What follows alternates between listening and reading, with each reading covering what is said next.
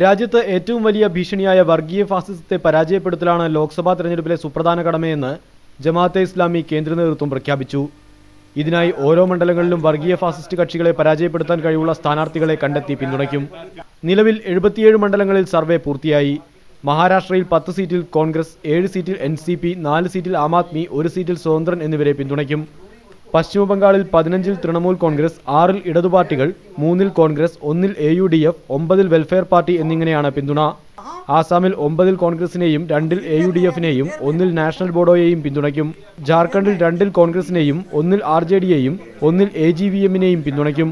East ഡൽഹിയിൽ രാജ്മോഹൻ ഗാന്ധി, വടക്കു പടിഞ്ഞാറൻ ഡൽഹിയിൽ രാഖി ബിർള, പടിഞ്ഞാറൻ ഡൽഹിയിൽ ജർണൈൽ സിംഗ് എന്നീ Aam Aadmi party സ്ഥാനാർത്ഥികളെയും പിന്തുണയ്ക്കും.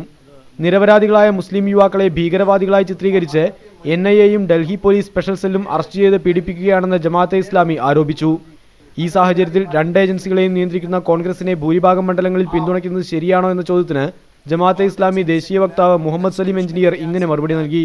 In practice, they are not so secular. So we have complaints. But finally, when we are deciding, then we have to see the larger interest of the country and that how to defeat communal fascist forces.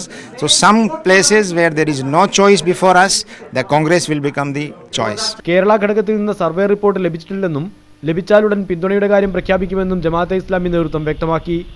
TK Harish, media 1, Delhi.